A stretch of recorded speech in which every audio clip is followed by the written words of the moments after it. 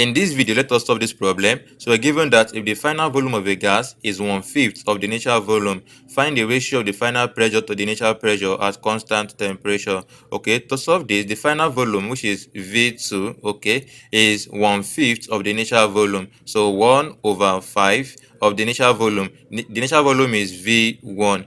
Okay, we are then asked to find the ratio of the final pressure to the initial pressure. So the ratio of the final pressure P2, ratio of it to the initial pressure P1.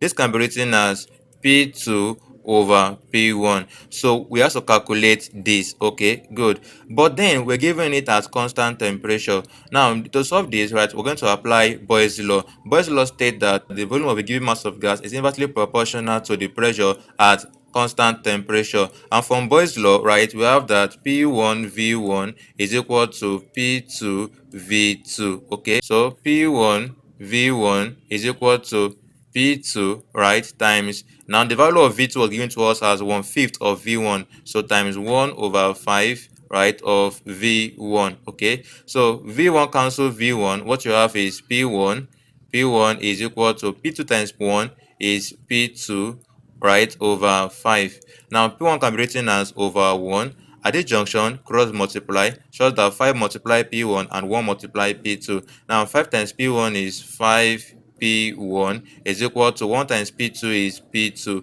Don't forget that the goal is to solve for P2 over P1. So to do so, divide both sides by P1. So over P1. P1 divide P1. What you have is P2 over P1. P2 over P1 is equal to 5 over 1.